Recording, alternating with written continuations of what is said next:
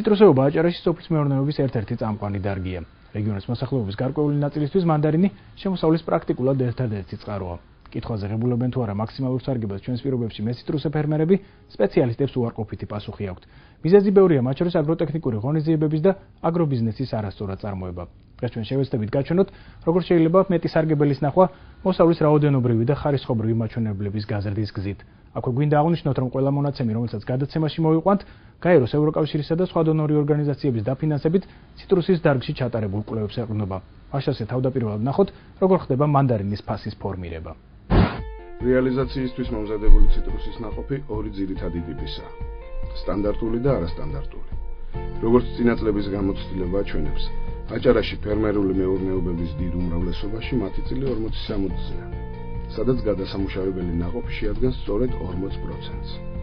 ეს იმას ნიშნავს, რომ თუ ფერმერს პირობითად მოჰყავს 10 ტონა ციტრუსი, მისი 40%, ანუ 4 ტონა არასტანდარტულია. სტანდარტული მანდარინი, როგორც წესი, ბაზარზე რეალიზაციისთვის არის განკუთვნილი და მისი ბაღიდან სარეალიზაციო ღირებულება მაქსიმუმ 50 თეთრია. მოყვანილი ციფრების პირობებში ადვილი და საანგარიშებელია, რომ ფერმერი სტანდარტული ნაყოფისგან 3000 ლარ, ხოლო არასტანდარტულისგან 800 ლარ შემოსავალს გაბმობს, რაც ჯამში 3800 ლარ შეადგენს. ეს არის ტიპიური საოჯახო მეურნეობის შემოსავალი 10 ტონა მანდარინიდან იმ პირობით, როდესაც ფერმერი მას ბაღიდან ყიდის და არ გააჩნია ისეთი დამატებითი დანახარჯები, როგორიცაა შეფუთვის ღირებულება, ტრანსპორტირება, მუშახელის ანაზღაურება და სხვა. რაც ალბათ დამეთანხმებით ფერმერისთვის არც თუ ისე სახარბიელო შედეგია. განსაკუთრებით იმ შემთხვევაში, თუ ეს თანხა ოჯახის ერთადერთი შემოსავალია და ის ციტრუსის მომავალ სეზონამდე უნდა იმყოფინოს. ამ ყველაფრის მოსმენის შემდეგ ალბათ ბევრ თქვენგანს გაუჩნდა კითხვა, ღირს თუ არა ძალისხმევის დახარჯვა ციტრუსის მოვლა პატრონობაზე. ჩვენ ერთმნიშვნელოვნად ვპასუხობთ დიახ ღირს, მაგრამ არა არსებულ პირობებში, არამედ ციტრუსის მოსავლის რაოდენობრივი და ხარისხობრივი მაჩვენებლების გაზრდისა და სწორი აგრობიზნესის წარმოების პირობებში. ეს კი ბაღის მოვლით, სასუქებისა და პესტიციდების სწორად გამოყენებით, მოსავლის აგროვადების დაცვით აღებითა და საბაზროდ მომზადებით მიიღწევა. როგორც უკვე აღვნიშნეთ, მანდარინის მოსავლის რაოდენობრივი და ხარისხობრივი მაჩვენებლების გაზრდა და აგრობიზნესის სწორად წარმოება ბაღის მოვლით, სასუქებისა და პესტიციდების სწორი და დროული გამოყენებით, მოსავლის აგროვადებში აღება შენახვითა და საბაზრო სახის მიცემით მიიღწევა.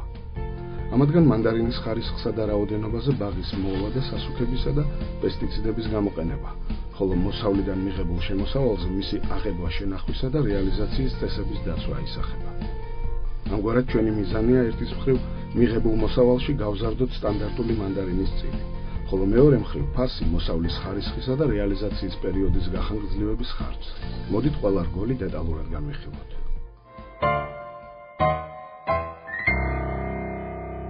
მანდარინის ბაღის ნიადაგისა და საფარის მოვლა მოსავლიანობის გაზრდის ერთ-ერთი მთავარი წინაპირობაა.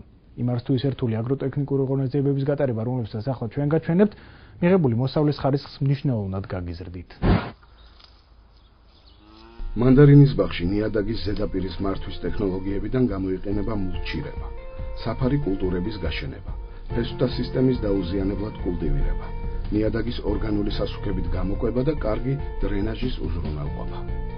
ასევე აუცილებელია პერიოდულად მოახდინოთ ნიადაგის და მცენარის ქსოვილის ტესტირება, რაც მიწის საკვები ელემენტების განოყიერების გეგმის ჩამოყალიბებაში დაგეხმარებათ. ბაღის მოვლისთვის უნიშნელოვანესია გასვლაც. მცენარის ვარჯის სათანადო და დროული ფორმირება წერებისა და დაავადებების გავრცელების რისკს მინიმუმამდე ამცირებს. აღნიშნულ აგროტექნიკურ ღონისძიებებზე დეტალური ინფორმაციის მისაღებად ფერმერებმა აგროსერვის ცენტრის ადგილობრივ საინფორმაციო საკონსულტაციო სამსახურებს უნდა მიმართონ. მომსახურება აქ უფასოა და ხელმისაწვდომია. ეს გახლავთ ქობულეთის საინფორმაციო საკონსულტაციო განყოფილება, რომელიც შექმნილია უკვე წელიწადნახევარია. მისი მიზანია ფერმერებს გაუწიოს უფასო კონსულტაცია მათთვის საინტერესო თემებზე, კერძოდ აგრომომსახურების სფეროში არსებულ პრობლემებზე, რომელიც და იმ საკითხებზე, რომლებიც ფერმერს აინტერესებს. ეს იქნება პირადი გამოძახების საფუძველზე, ეს იქნება აქ ადგილზე მომსახურების საფუძველზე, ეს იქნება სპეციალური ლიტერატურის გამოყენებით თუ ასე შემდეგ და ასე შემდეგ. აგროსერვის ცენტრშიც სადღეისოდ მუშაობს 7 თანამშრომელი, რომლებიც ემსახურება ყოველგვარი ანაზღაურების გარეშე. მე შემიძლია მოგისმინოთ იმ საკითხების შესახებ, რომელიც თქვენ გაინტერესებთ, რისთვისაც თქვენ შეწუხდით და მოგზავნით დღეს ჩვენთან. მანდარინის მოსავლის ხარისხობრივი და რაოდენობრივი მაჩვენებლების გაზრდისთვის ბაღის მოვლასთან ერთად არანაკლები მნიშვნელობა ენიჭება სასუქებისა და პესტიციდების სწორდადროულ გამოყენებას. მავნებლების წინააღმდეგ ბრძოლა და ნიადაგის ქიმიური შენაერთებით გამოყვება მცენარის უფრო ჯანსაღს და ნაყოფი იერს ხდის. აჭარაში ბაღების უმრავლესობა აზოტსა და თუთიას საჭიროებს. ასევე შეიძლება დაგჭირდეს ისეთი ელემენტების შეტანა, როგორებიცაა მანგანუმი, კალიუმი, ბორი და რკინისშემცველი ნიადაგის გამოსაკვები ნივთიერებები. თუ ნიადაგი მჟავეა, უნდა გამოვიყენოთ ფოსფორიც. ბაღის საჭიროებების დასადგენად სასურველია გაკეთდეს ნიადაგისა და მცენარის ქსოვილის ანალიზი. ამ მომსახურებას ფერმერებს აგროსერვის ცენტრის ადგილობრივი საინფორმაციო საკონსულტაციო სამსახურები სთავაზობენ. ღირებულება თანადაფინანსებით 30 ლარია. რაც შეეხება პესტიციდებს, გამოიყენეთ მხოლოდ იმ შემთხვევაში, თუ ამას მოითხოვს საველე მონიტორინგი და აუცილებლად გაითვალისწინეთ ამინდის მონაცემები და მცენარეთა ზრდის პერიოდი. აუცილებელი პირობა არის, რომ შევამოწმოთ ნიადაგის მჟავიანობა, ტენიანობა და სიმკვრივე. აი რაც ჩვენს პირველი პირობა არის, ეს პირობა უნდა შევასრულოთ. შემდგომ უკვე გადავდივართ ლაბორატორიულ კვლევაზე. მოდი ახლა გავსინჯოთ მჟავიანობა, რამდენი არის. აი, ზომოთ მჟავიანობას, ნორმალური მჟავიანობა არის. შეგვიძლია ტენიანობაც გავზომოთ. უგზავნით აგერ. აჰა, ტენიანობა. ჩვენ ვზომავთ ტენიანობას ნიადაგის. თქვენაც შეხედეთ რა არის ნორმალური დასაშვები ტენიანობა არის. და ვზომავთ სიმკვრივეს. ასევე როგორი გამტარიანობა არის, აერაცია, ნიადაგი როგორი არის, როგორი იკვებება და ყველაფერი დამუშავებული როგორი არის, ნახოთ, სიმკვრივე. ბატონო, შესანიშნავი.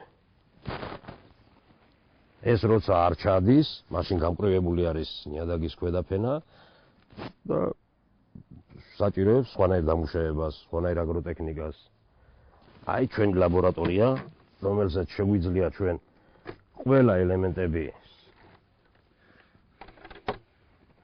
გავაკეთოთ ანალიზი ნიადაგის, რაზეც იხარჯება ეს რეაქტივები, რომელიც დღესდღეობით თანადაფინანსებითაც არის და ჯდება 30 ლარი. ნიადაგის სრული გამოკვლევა. ცოტა ნალექი იყო, ნაწვიმარი არის და იგი არ შეგვიძლია ჩვენ საველე მდგომარეობაში ნიადაგის ანალიზი გავაკეთოთ. ამიტომ უნდა ავიღოთ ნიმუში და ლაბორატორიაში უნდა წავიღოთ.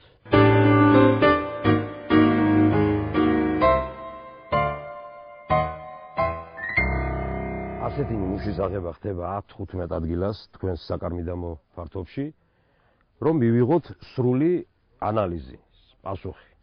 როგორც უკვე აღნიშნეთ, ბაღის მოვლა და სასუქებისა და პესტიციდების სწორი და დროული გამოყენება ნარინჯისფერი ნაყოფის მოსავლის ხარისხობრივი და რაოდენობრივი მაჩვენებლებს მნიშვნელოვნად ზრდის.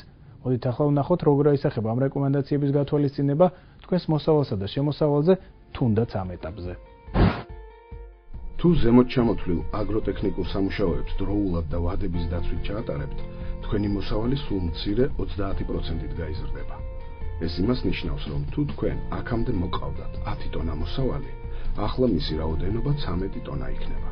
რაც შეეხება ხარისხობრივ მაჩვენებელს, დიდი ალბათობით მისი ზრდა 20%-ს მიაღწევს.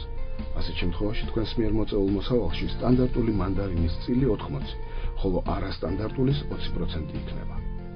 შესაბამისად, თქვენს მიერ მიღებული შემოსავალი სტანდარტული ნაყოფის რეალიზაციის შემთხვევაში 5200 ლარი, ხოლო არასტანდარტული შემთხვევაში, რომელიც ახლა 2 ტონასა და 600 კილოგრამს შეადგენს, 520 ლარი იქნება.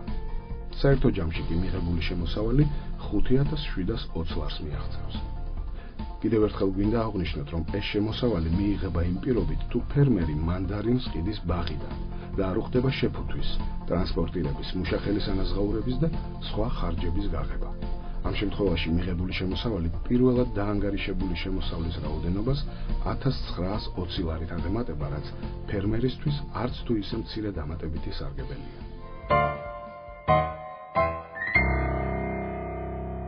მანდარინის აღება შენახვა მისი მოყვანა რეალიზაციის ციკლის ერთ-ერთი უმნიშვნელოვანესი ეტაპია.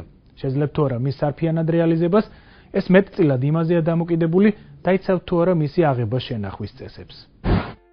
კრეფის კარგი პრაქტიკის გათვალისწინებით სასურველია, რომ მანდარინის ნაყოფი ყოველთვის სეკატორით მოვკრიფოთ. კრეფისას ყუნწი მოჭერით, რაც შეიძლება მოკლეზე, რადგან გრძელმა ყუნწმა ყუთში ჩალაგების შემდეგ შესაძლოა სხვა ნაყოფები დააზიანოს. მოსავლის აღებისას მანდარინი უნდა იყოს მშრალი. ასევე ეცადეთ არ დააზიანოთ მისი კანი. კრეფისას პირველ რიგში მცენარეს მოაშორეთ დაავადებული ნაყოფი, რათა არ მოხდეს სოკოვანი დაავადებების გავრცელება და დაიცავით სანიტარული წესები. შენახვისას მანდარინი უნდა იყოს მშრალი და გაწმენდილი. შენახვის ოპტიმალური ტემპერატურა 5-6 გრადუსია, ხოლო ტენიანობა 85-90%. შენახვისას აუცილებელია საცავის პერიოდული ვენტილაცია, რათა თავიდან აიცლოთ მანდარინის მიერ გამოყოფილი გაზების დაგროვება. შესანახად რეკომენდირებულია სამაცივრო მეურნეობა, სადაც ნაყოფის პირვანდელი სახით ხანგრძლივად შენარჩუნებისთვის ოპტიმალური პირობებია შექმნილი. აჭარაში უკვე არსებობს კერძო კომპანიები, რომელთაც ციტრუსის შენახვისთვის განკუთვნილი დიდი ტევადობის სამაცივრო მეურნეობები გააჩნიათ. აქ 1 ტონა მანდარინის 1 თვითან თვენახევრით შენახვა მაქსიმუმ 100 ლარი დაგიჯდება. ხარჯი გაგინახევრდებათ თუ მოსავლის შენახვას დონორი ორგანიზაციების მხარდაჭერით მოწყობილ სამაცივრო მეურნეობაში გადაწყვეტთ. აქედან გამოსული პროდუქციის რეალიზება შემდეგ თავისუფლად არის შესაძლებელი, იმიტომ რომ აი ამ პროდუქციაზე არ მიმდინარეობს ინტრამოლეკულური სუნთქვა, აი ამ პროდუქციაზე, აი ამ ტემპერატურაზე შენახვის დროს არ მიმდინარეობს ის უარყოფითი გარდაქმნები, ქიმიური გარდაქმნები, რამაც შეიძლება გამოიწვიოს სიდამპლე, გარეგნული სიშავე და სხვა ბაქტერიული ჯგუფის თუ სოკოური ჯგუფის განვითარება. ვინახავთ იმ უპირატესობით, რომ არ გვეძლება ვიტამინების დაკარგვის შესაძლებლობა. ესე იგი, ვინარჩუნებთ ვიტამინებს, ვინარჩუნებთ მის მშრალ ნივთიერებებს. არ არის პროდუქტი გაუწყლოებული, გარეგნულ სახეს ინარჩუნეს პირვანდელი სახის დონემდე. და ეს არის ყველა ის შესაძლებლობა, რითაც ნედლეულის უნარჩუნდება თავისი სახე და შემდეგ იგი თავისუფლად მზად არის სარეალიზაციოდ. მანდარინის რეალიზაცია ის ეტაპია, სადაც მთავრდება აგრონომია და იწყება აგრობიზნესი. შესაბამისად, მიიღებთ თუ არა მეცარგებელს, ეს დამოკიდებულია იმაზე, თუ როდის და რა ფასში გაყიდით თქვენი შრომის ნაყოფს. ჩვენ დავიანგარიშეთ სარგებელი იმ შემთხვევისთვის, როდესაც ფერმერი კარგი მოვლის პირობებში მიღებულ მოსავალს საკუთარი ბაღიდან სეზონზე ყიდის. ახლა ვნახოთ, როგორი იქნება სარგებელი იმ შემთხვევაში, თუ ფერმერი გადაწყვეტს, რომ მოსავალი შეინახოს და მოგვიანებით გაყიდოს. თებერვალი და მარტი წლის ის თვეებია, როდესაც მანდარინი ბაზარზე დეფიციტურია და სტანდარტული მანდარინის 1 კილოგრამზე სულ მცირე 1 ლარსა და 50 თეთრს აღწევს. ასეთ შემთხვევაში მართალია ბაზარზე რეალიზაციისთვის განკუთვნილი მოსავალი საშუალოდ 10%-იან დანაკლის განიცდის. ანუ ჩვენ შემთხვევაში სტანდარტული სწილობრივი 10 ტონიდან და 400 კილოგრამიდან 9 ტონამდე და 360 კილოგრამამდე მცირდება, თუმცა სარგებელი მაინც დიდია. კერძოდ სტანდარტული ნაყოფიდან, რომელიც შენახვისას დანაკლისის გათვალისწინების შემთხვევაში, როგორც უკვე აღვნიშნეთ, 9 ტონას და 360 კილოგრამს შეადგენს, შემოსავალი 14040 ლარამდე იზრდება. რაც შეეხება არასტანდარტულ ნაყოფს, ბუნებრივია ამ პერიოდისთვის ის სრულად არის რეალიზებული და მისგან მიღებული შემოსავალი 520 ლარს შეადგენს. საერთო ჯამში ფერმერი ღებულობს 14560 ლარს. თუ ამას გამოვაკლებთ სამაცივრო მეურნეობაში შენახვის და ტრანსპორტირების ხარჯებს, რაც ერთად აღებული 1500 ლარს შეადგენს, დაგვრჩება 13060 ლარი. ეს კი 7360 ლარით აღემატება მანდარინის სეზონზე და კრეფისთანავე რეალიზაციისგან მიღებულ შემოსავალს. თუმცა იმისათვის, რომ ასეთი შედეგი მივიღოთ, კიდევ ერთი დეტალი უნდა გავითვალისწინოთ. ერთ-ერთი მთავარი ფაქტორი, რომელიც მცენარის პროდუქტიულობაზე ახდენს გავლენას, მისი ხანდასმულობაა. აჭარას სამართლიანად ითვლება საბჭოთა ციტრუსების სამშობლოდ.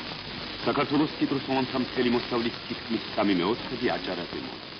აჭარაში არსებულ მანდარინის ბაღებში მცენარეების ხანდაზმულობა რეგიონში მეციტრუსეობის განვითარების ერთ-ერთი მთავარი შემოყალიბებელი ფაქტორია.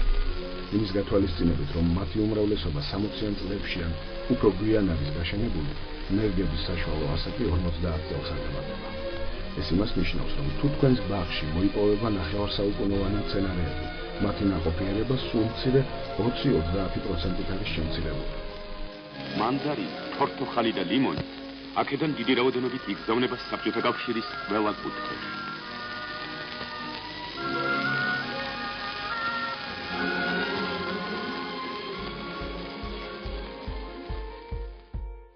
სწორედ ამიტომ სპეციალისტების რეკომენდაცია პერიოდულად მოხდეს ჯიშთა განახლება.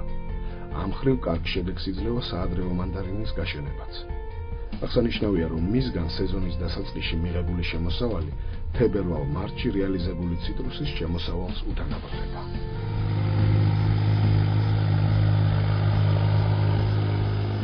ერთდროულად ვერცერთი მეწამე და არც ერთი მოსახლე, რა თქმა უნდა, არ აიღებს და თავის ძველ ნარგავობას არ შეცვლის, მაგრამ მის საგარმიდამო ნაკვეთში ის ხეები, რომლებიც დაკნინებულია, მექანიკურად დაზიანებულია, მას მე რეკომენდაციას მივცემდით და ვაძლევ ჩვენ ამ რეკომენდაციას, რომ თანდათანობით ეს მისი ნარგავობა თავის საგარმიდამო ნაკვეთში თანდათანობით შეცვალოს.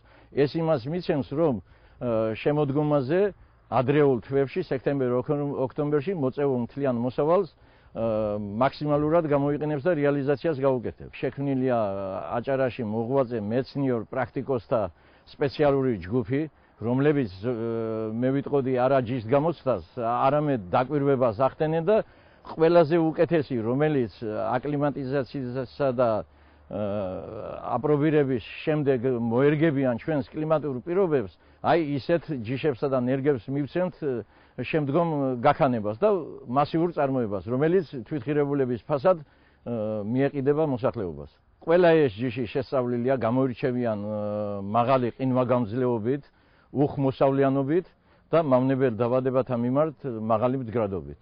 აქედან გამომდინარე, რა თქმა უნდა, ეფექტი მაღალი ექნება ნებისმიერს. დღეისათვის სულ ეს იყო. თუ თქვენ ფიქრობთ, რომ მეტი სარგებლის მისაღებად და ციტრუსის შესახებ კიდევ უფრო მეტი ინფორმაცია გჭირდებათ, აუცილებლად დაგვიკავშირდით.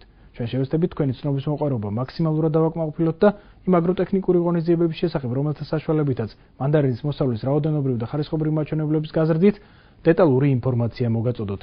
მანამდე კი ერთი კვირით გემშვიდობებით. ჩვენ ერთმანეთს ზუსტად 7 დღის შემდეგ შევხვდებით. კარგად ბრძანდებოდეთ.